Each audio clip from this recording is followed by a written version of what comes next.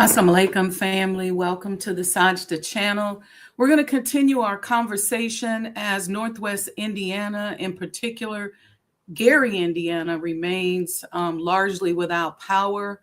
And we're going to have a conversation about that.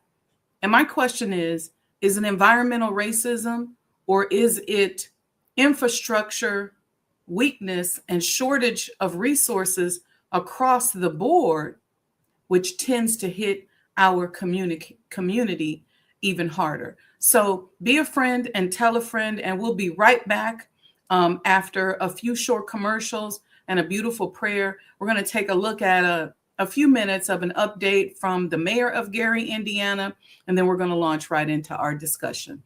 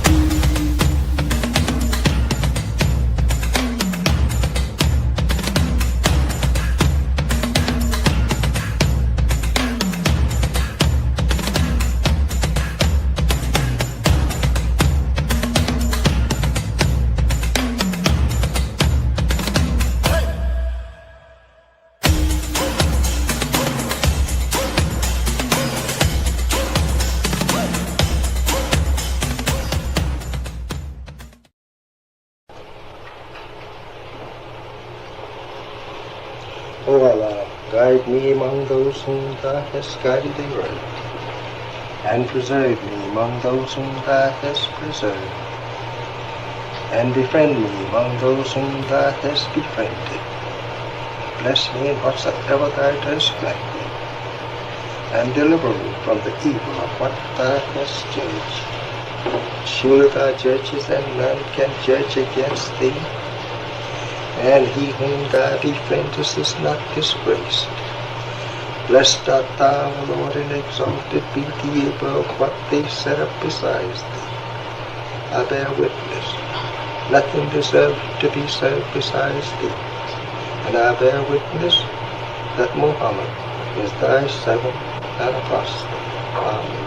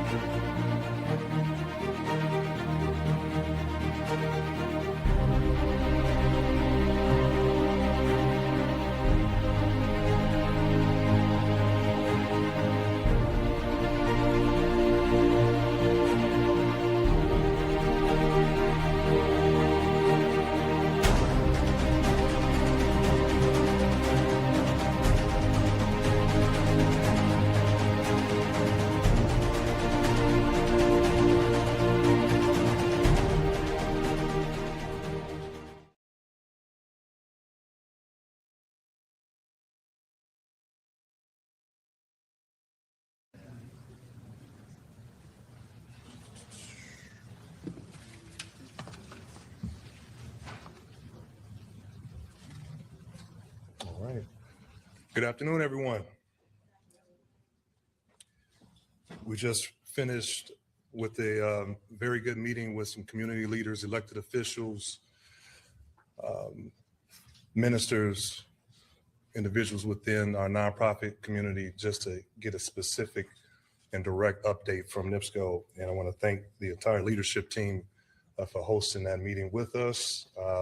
That was hosted at one of our Gary Community Schools. I'm Eddie Melton, Mayor of the great city of Gary, Indiana. I want to thank you all for joining us today because we have some very direct and specific information that we want to make sure we highlight in regards to restoration after the storm that took place on August 11th. First, I want to thank Governor Braun for his support Congressman Frank Mervan as well, and Commissioner Kyle Allen, so many folks on various levels of government that has helped and stood with us as we have gone through this. And I know that it's not just Gary, this is a Northern Indiana, Northwest Indiana situation, also an entire Central Indiana who has been impacted with floods. So we want to acknowledge everyone that's been impacted, and to the families and to the citizens of Gary, we are standing with you. We are praying with you. We are also providing as much resources and support as possible. We have so many folks from the Gary Common Council and volunteers that have been stepping up, and everyone. I just gotta summarize that. The city of Gary is working nonstop to respond to this storm. Our first responders, our city department heads, our contractors, our community partners across the board, helping to clear roads, address so many other debris issues, helping folks leave their home in dangerous situations. Truly life-saving situations have occurred during this time. We have made progress in the recovery. I want to make sure folks know that, but I know our biggest concern right now remains about getting the power back on to residents in the city of Gary specifically. I know NIPSCO is responsible for thousands upon thousands of residents throughout Northern Indiana, but as mayor of the city of Gary, it is my specific focus on the residents here. We're here today because a recent Facebook post to notify the public of estimated restoration times that was posted by NIPSCO did not include the city of Gary in that description. Gary was not included in that update, and understandably, we understand that that caused a lot of frustration and a lot of questions among residents on why that was not included in that. And I'm hoping that we're going to get those answers today. I want to be clear, Gary has not been left behind. We have had support. We have had linemen working every single day throughout this entire storm, post the storm. And we are here to make sure our residents have the information that they deserve, that our city remains a priority in the recovery efforts led by NIPSCO. So I want to make sure we are clear on why we're here today. I know how difficult these past several days have been for our families across our city, and we hear you. We understand the situation that you're in. We're here today to stand and get answers and get information I call for from the leadership team at NIPSCO to come speak directly to the Gary residents. You have been patient, you have been understanding, and you also, just like myself and our family, have been frustrated on the delays. Okay, I'm sorry. I can't keep listening to that. It sounds too much like corporate speak to me. I guess we can't expect a Ray Nagin do-over where he just start cussing everybody out. I understand sometimes when you're dependent upon somebody's money, you have to present yourself in a certain way. And I get it that, he's trying to make sure that the residents stay calm as well. So I'm just going to move on with the discussion. I thought I could take it, but in a nutshell, what he's saying is that they've met with a lot of people and that NIPSCO didn't mean to leave Gary out of their update and that they're bringing in 15 more crews and power should be restored soon. Okay. But my question is this, and you all know we've been covering separation from a multifactorial standpoint here on the show. I have a new ebook out on this. I believe that when separation came out of the mouth of the Honorable Elijah Muhammad, it was the mind of God speaking, and the process began. And in many cases, I think it has begun in us being in primarily Black municipalities with primarily Black governmental structures. I don't think that we're going to start off with everybody in a homestead somewhere or with a territory.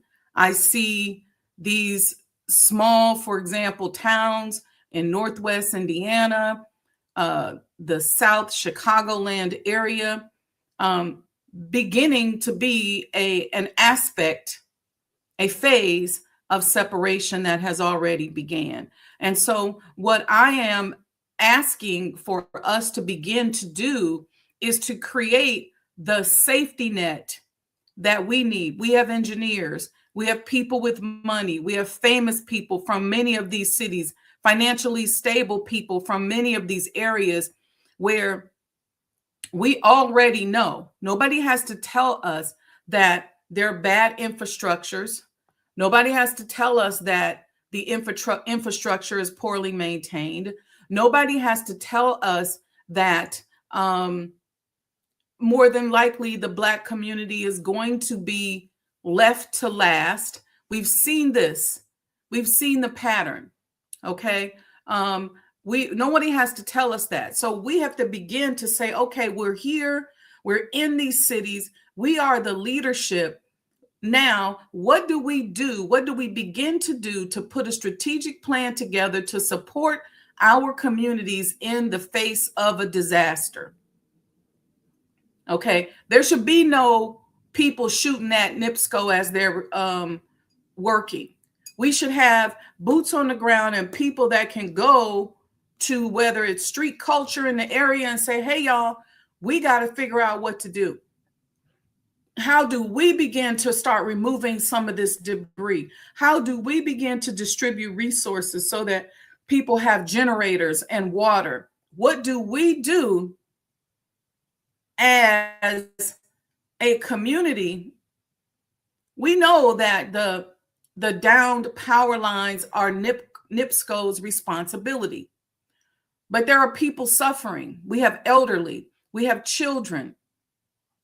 What are some of the things that we can do? And if this was to go on longer, what is our plan? Okay, because I don't know if this is environmental racism, but what I do know is that as I think it was Malcolm X who said it, when America gets a cold, Black America gets the flu. Is it environmental racism? I heard all kind of conspiracy theories where, like with Hurricane Katrina, the land was very sought after. So people started to evacuate, people started to leave, and then the big investors went back in there and bought up the property. And now they're making an accelerated dollar on the property. I've heard conspiracies about that because of especially around the Bears Stadium. Like, is somebody doing this so that people start to evacuate? Is somebody doing this so that it can be shown that Gary can't handle it? I don't know. But what I do want to talk about is what we need to begin doing to do for self. Okay. The August 11th storms were extraordinary. Northwest Indiana experienced winds, they said, approaching 100 miles per hour. Hundreds of utility poles were damaged and destroyed. We already know that the infrastructure had been neglected. So now when NIPSCO comes in, especially when you live in an area where the infrastructure has been neglected, it's not just a matter of, let me just fix the lines. We have to rebuild that infrastructure because it's not repairable, or it may take longer to repair it than to rebuild it.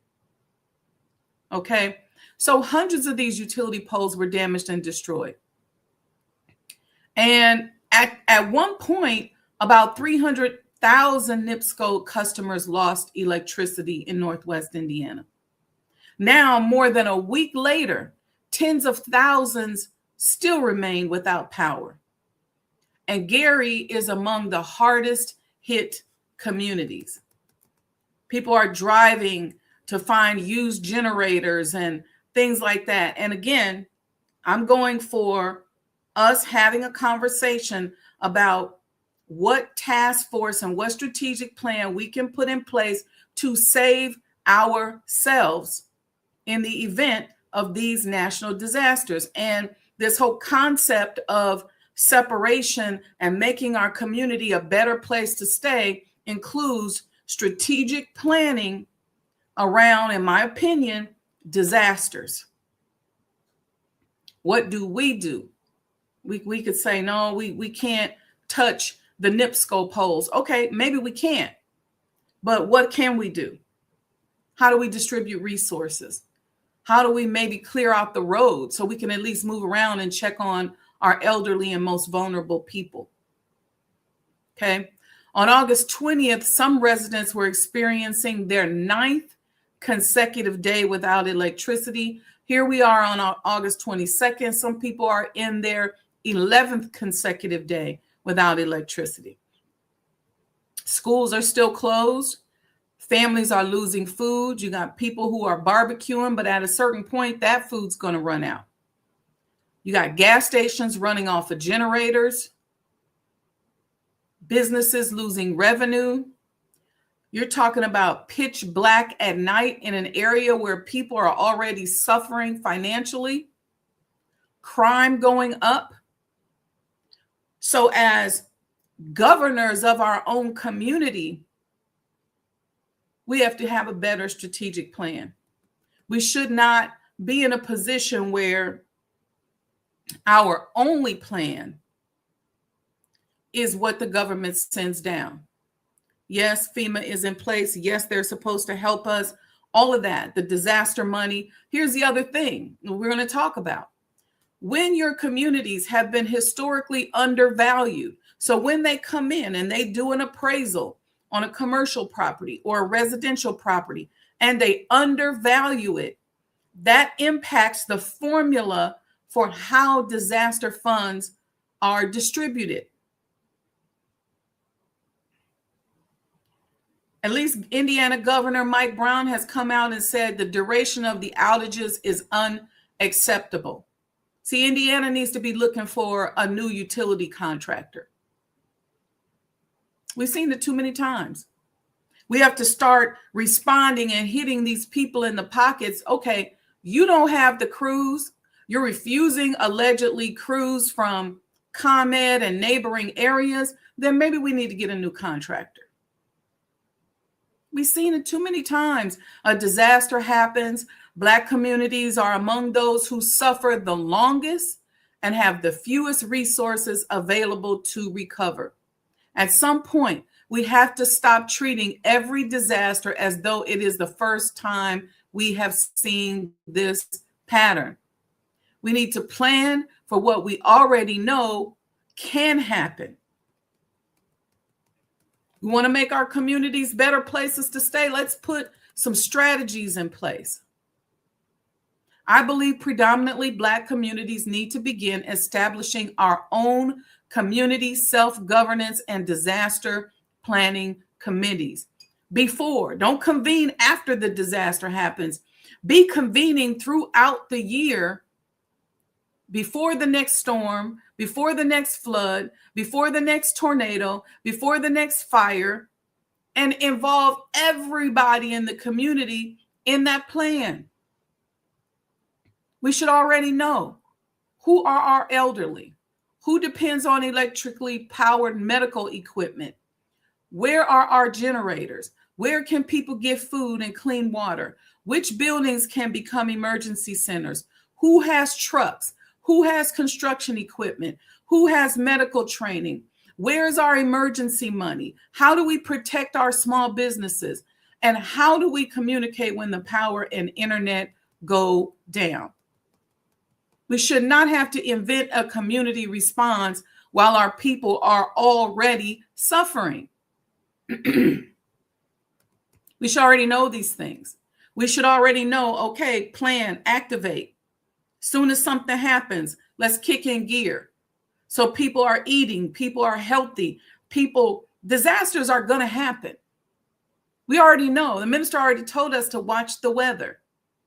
It's already going to happen. Those same people that are shooting at the NIPSCO trucks, they got family. If you're not scared to be out in this street shooting at trucks or robbing people in the dark, then you shouldn't be scared to be out here helping to distribute some water and food to our most vulnerable. Yes, government has a responsibility to respond. FEMA has a responsibility. Utility companies have a responsibility. We should absolutely hold them accountable. But history has given us enough evidence to know that there may be a dangerous period between the moment disaster strikes and the moment adequate help reaches our communities. And in that gap is where our self-governance becomes a matter of survival. Gary should not only make us ask, this should be the last time we should be saying what went wrong. We need to now say, let's convene. Let's come up out of this, but let's convene. What's our plan? What's the strategic plan? Who's responsible for executing it? And I think this is something that the mayor's office should support. Whether you have to come up with a budget line item for the leaders of this community task force, but you already know. You Black, you over a Black community. You know what's wrong with the infrastructure. You already know. So you shouldn't be surprised.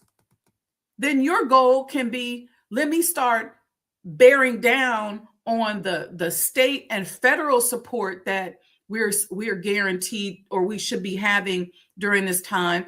And this community task force is handling this other stuff. So I ask these questions. What exactly is environmental racism? And does the term apply when the immediate cause is a natural disaster?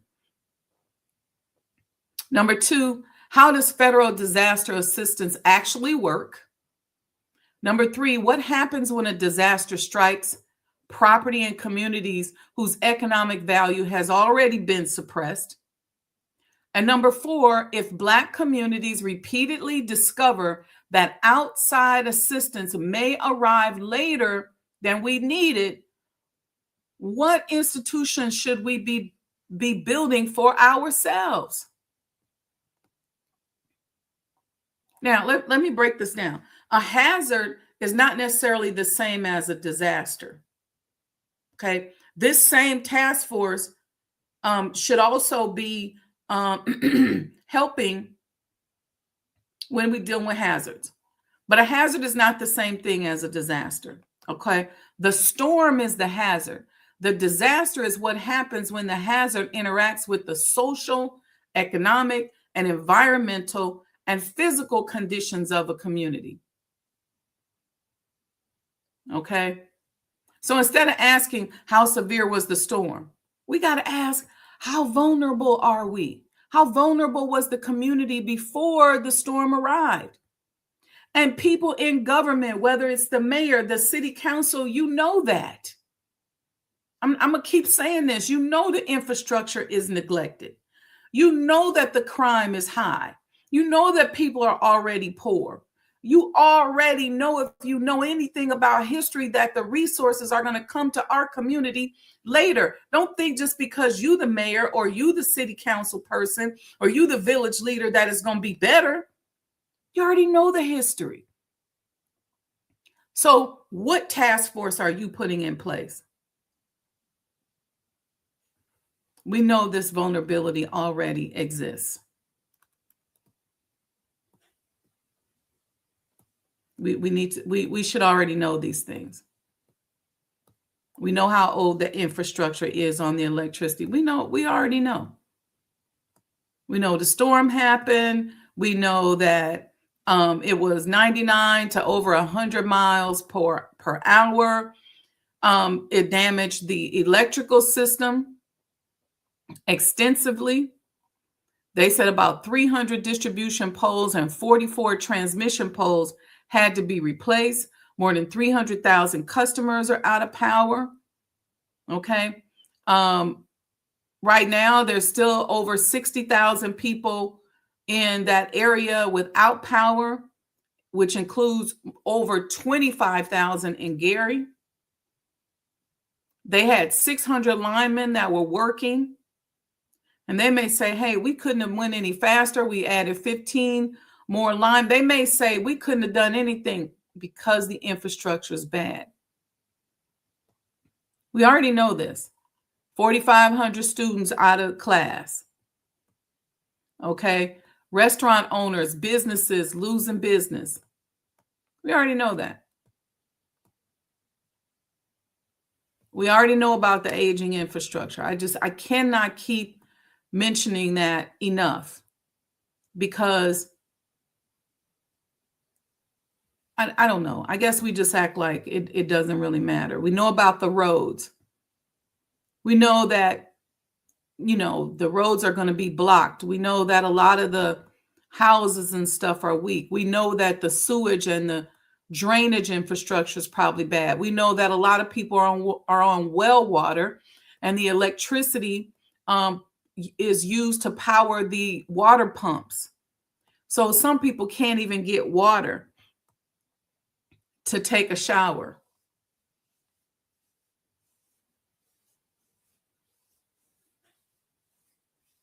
We know that not that much money has been invested in Gary.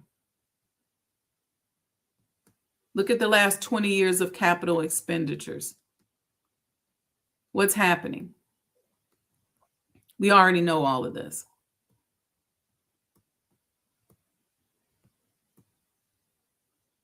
And the question is, did those decades of population loss,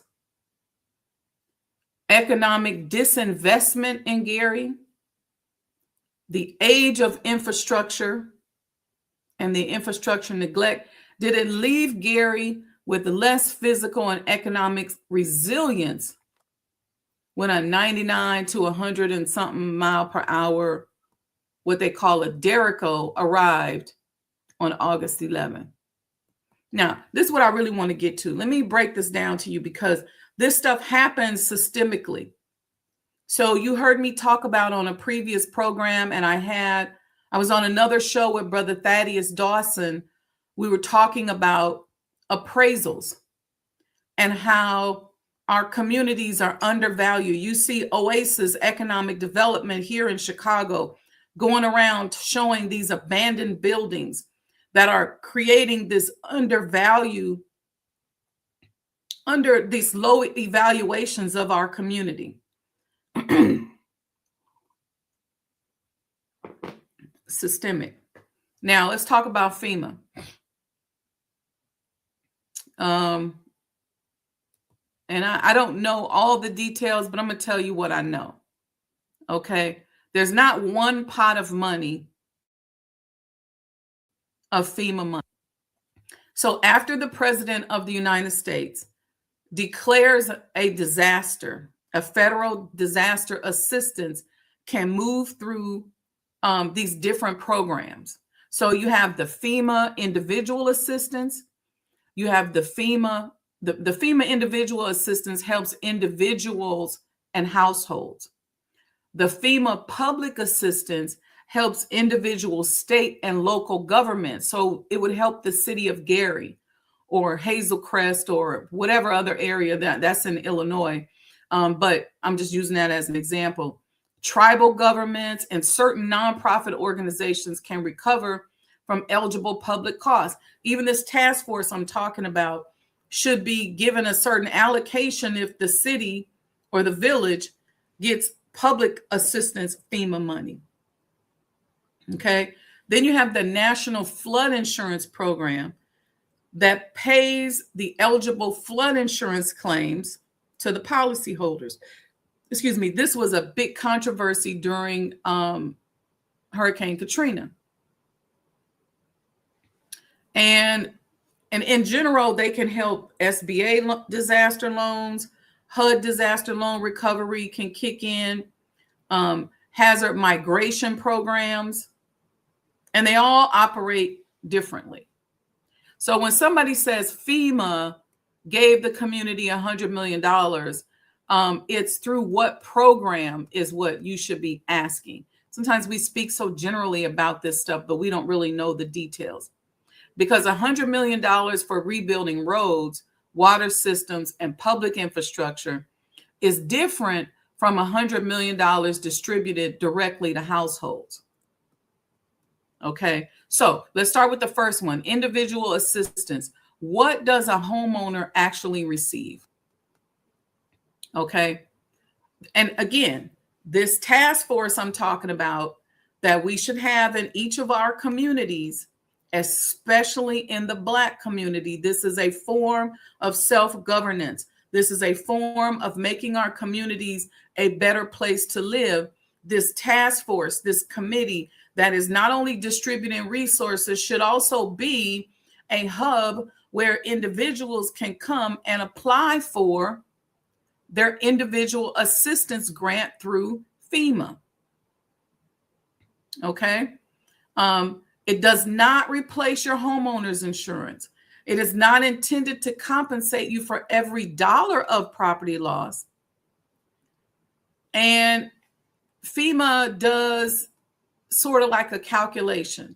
So it's the market value of your house times the percentage of damage. And there's an assessment done.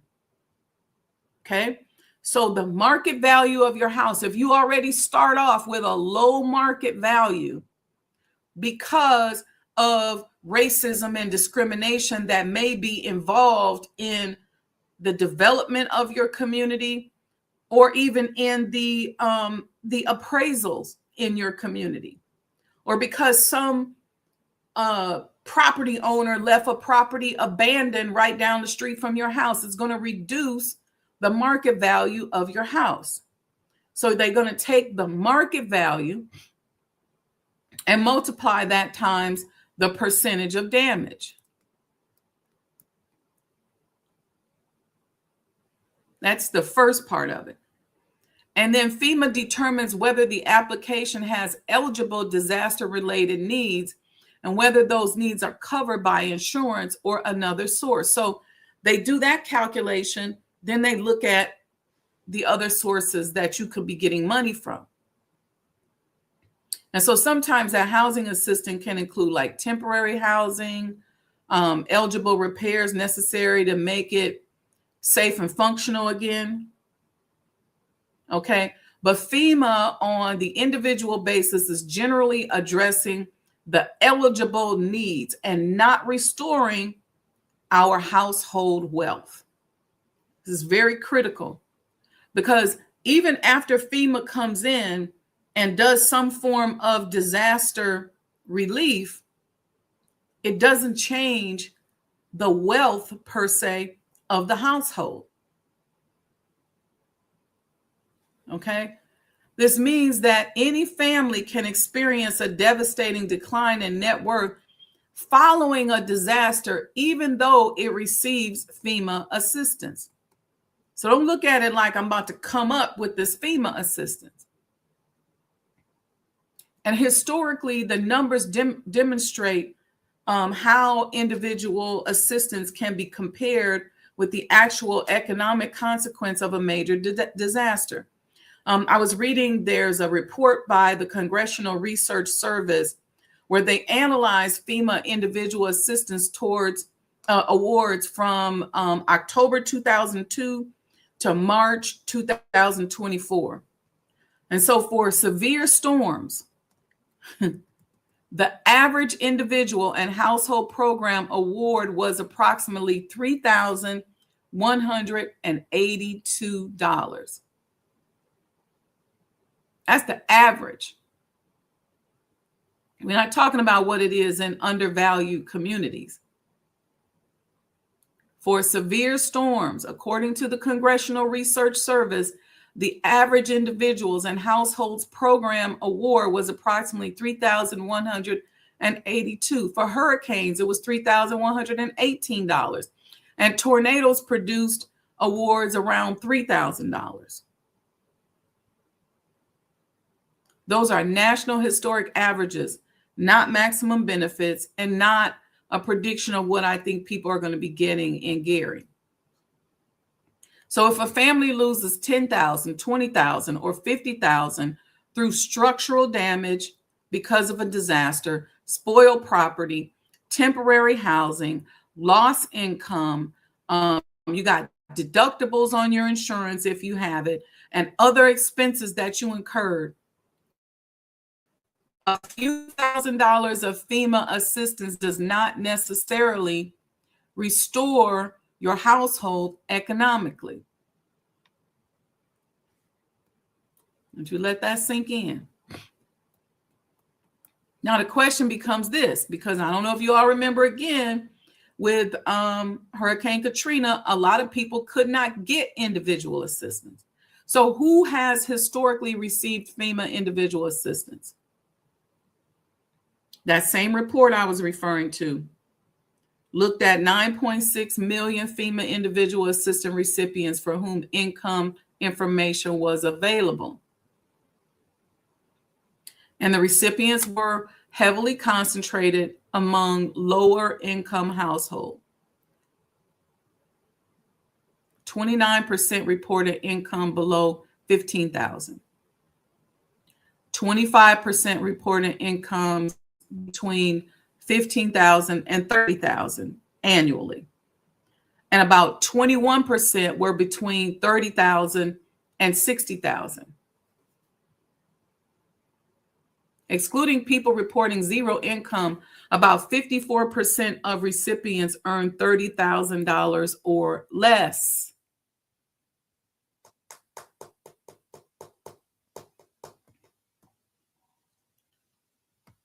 I just want you to let that sink in. So these disasters, because we don't have these task force in place, because we're not holding our elected officials accountable so that they're fighting for infrastructure improvement, because we knew at this self-governance thing, and a lot of times we up there being love and hip hop in the village or in the government instead of really focusing, then you might live there and you may have moved to that area saying, man, I got this house. It was less expensive. It's a beautiful home. I make $175,000 a year. There's a high chance that you may not receive any FEMA money. There's also a high chance that your insurance may undervalue your property because of where it's located, and that check may be smaller than expected as well.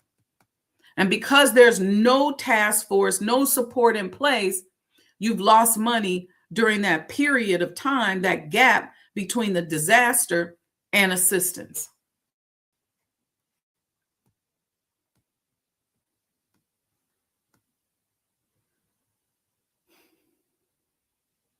All right, so I just want y'all to think about that. The public assistance program works a little bit different, okay?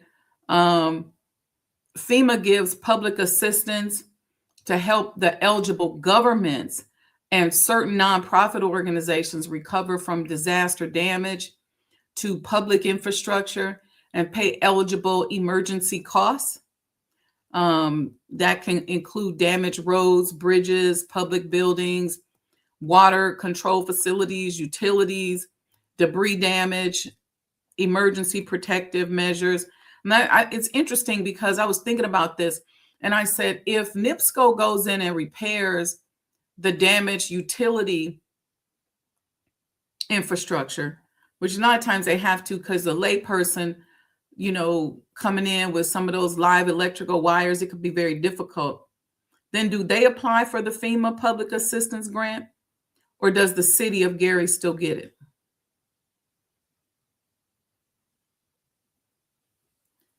So imagine Gary had $40 million of eligible public disaster costs once the declaration has been made at a 75% federal share. So normally the federal share of public assistance is not less than 75% of the eligible cost.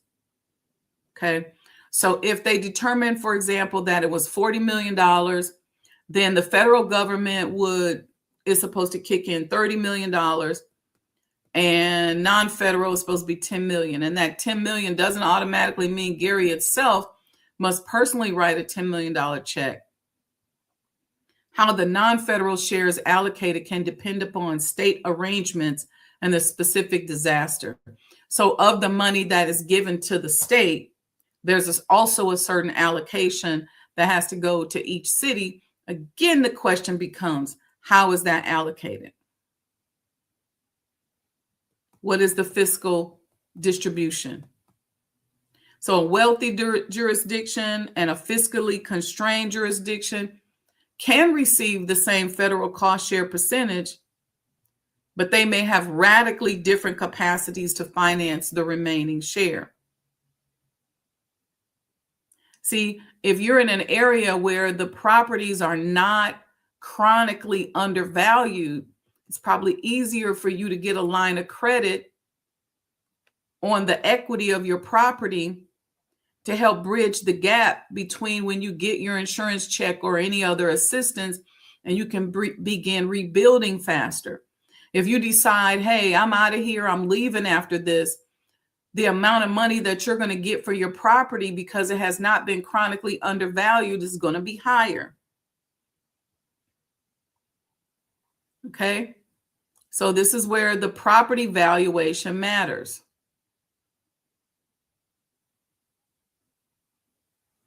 All right. Let me see.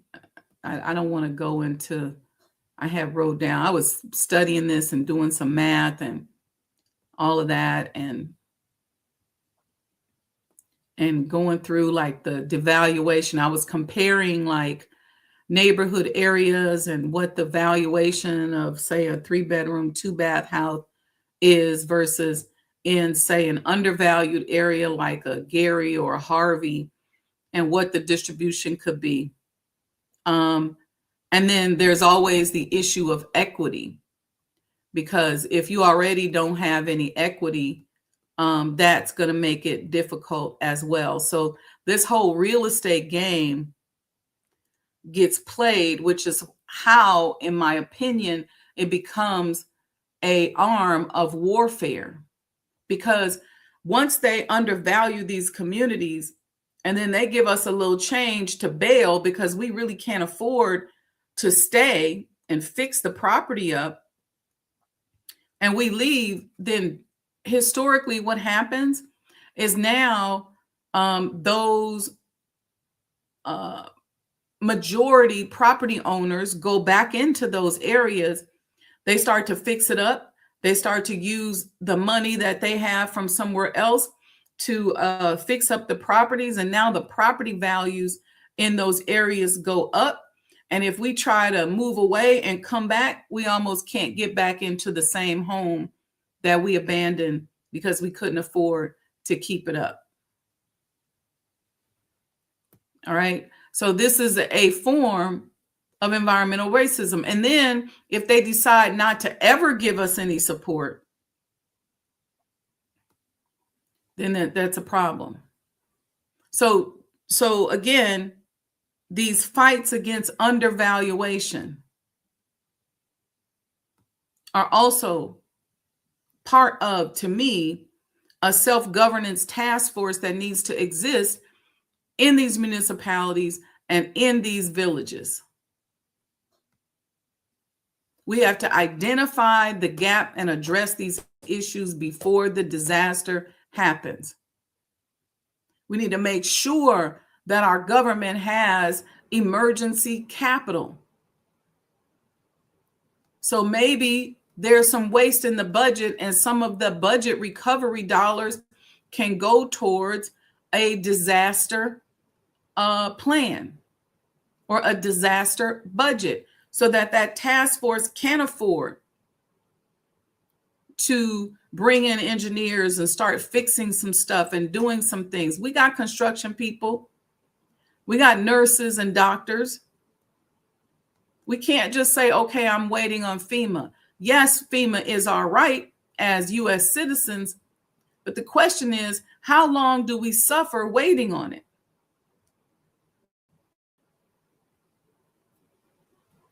See, the majority of Black homes, if you look at any of these studies, like Brookings does research on that stuff, the majority of the homes in our neighborhood are undervalued by 21 to 23%. Did you know that? When you start to look at that collectively and across what they did, where it was 113 metropolitan areas containing majority Black neighborhood, researchers estimated the cumulative devaluation was approximately $162 billion. That's a loss in home values. That's diminished equity. That's diminished borrowing capacity. It's diminished intergenerational wealth. It's diminished municipal property tax capacity. And it's diminished disaster recovery dollars as well. Okay. So I know I talked a lot and I said a lot, and I know I was fussing a lot today, but I just wanted to make sure that we understand that. And even if the government is broke, it does not mean that we cannot put together our task force. Everything don't got to be about money. So between churches, there's a big church in the community that can say, hey, we're going to head up this task force. And we're putting together 15, 20 volunteers from different aspects of our self-governance, needs. And we're going to meet at the church once a month. Because we know that our municipality is broke. We already know that the funds have been mismanaged. This is why when we become the mayor of these historically Black towns or villages, that we have to do a better responsibility, and we cannot go in there with ratchetness and ignorant behavior, trying to stunt, and all of a sudden wanting to be a star and looking for an applause. No, you are actually in a position to save people and to create a community that our people can live in and thrive in.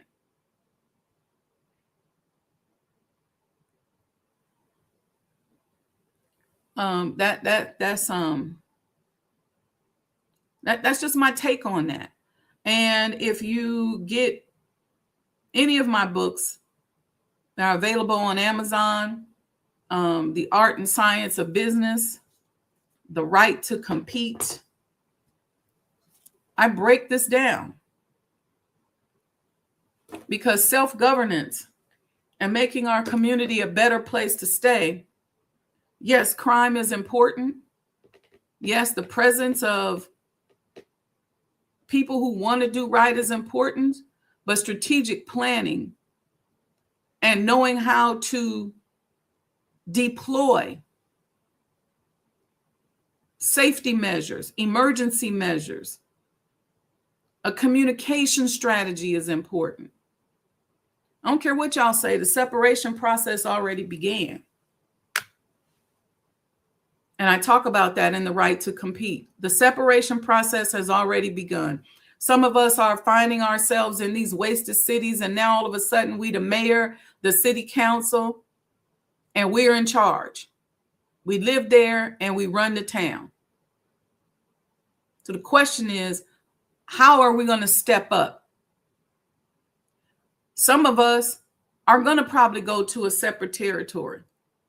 Some of us need to go to a separate territory so we can heal and get ourselves together before we come back among society.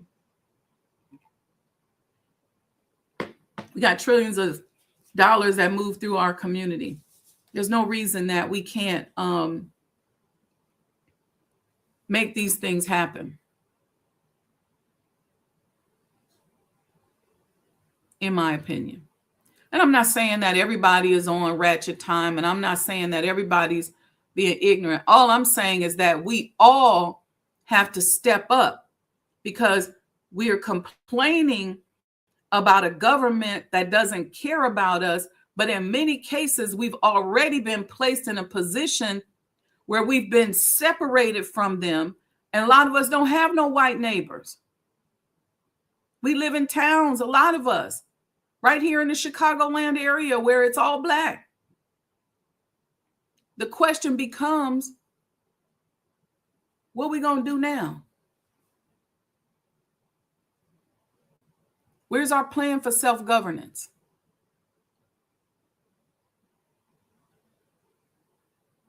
We don't have grocery stores in the area and we're complaining. Okay, all right, fine. Then we got vacant lots. We can grow food. We can create food distribution centers. And those of us that so-called have made it, whether it's through athletics or entrepreneurship or working hard, however we've made it, we can go to those areas and open facilities. You might say, well, it's hard because of the money. Listen, just like these people going to come in here and buy up this cheap property, you can do the same thing.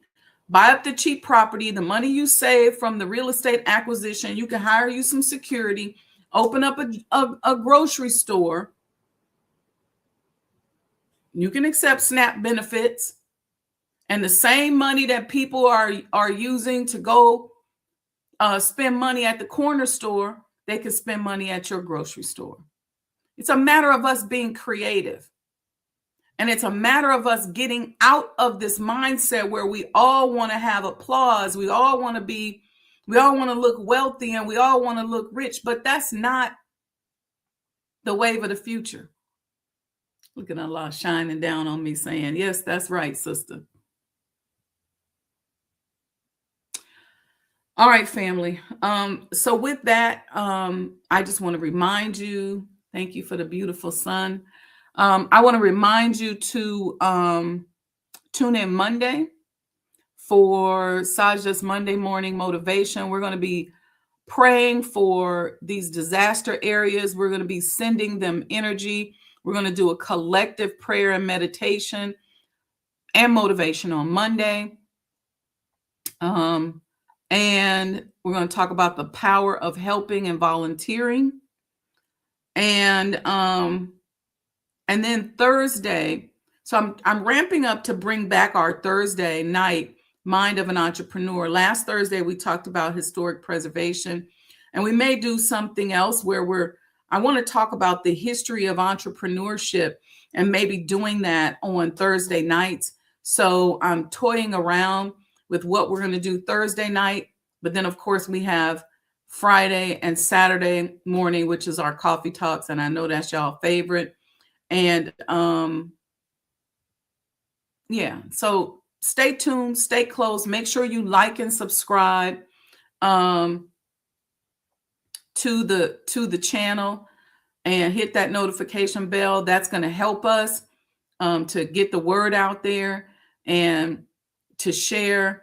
Y'all know we usually do a Deca Fest, and I'll tell y'all what Deca Fest is. Deca Fest is the 10 days between my birthday and the day I got my ex, which is August 30th to September 9th. And I was going crazy in those 10 days because I wanted my ex on my birthday, but I didn't get it till September 9th. So I call that the Deca Fest. So that was the day of me praying and stressing out, the week of me, or the 10 days of me stressing and praying and all of that. But now we've turned that into Deca Fest. So each day represents something special, a principle, that we're focused on. So I'm working that out on how we're going to celebrate that if we don't do nothing else but play the 10 shows from last year. But the idea is to get us focusing. But yeah, I want y'all to think about this. We got to think a little bit deeper from a business standpoint. Share this with somebody, be a friend, tell a friend. Thursday night was an amazing talkback show on the power of historic preservation.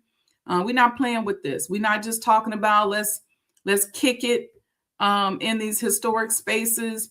I know a lot of people want to have parties and they want to have weddings, and no, this is serious. This is very serious work. And I'm grateful for you all being on this journey with me. So With that, we hope that you continue to support all of what we are doing over here at Sajdah Enterprises. This is going to require some self-finance and some patronage. All right. Because I'm going to leave it at that. All right. And I'll share more as time goes on. So tune in Monday, stay close to the social media, and make sure you like and subscribe. And most importantly, always remember, it's not personal, it's vibrational. Assalamu alaikum, family.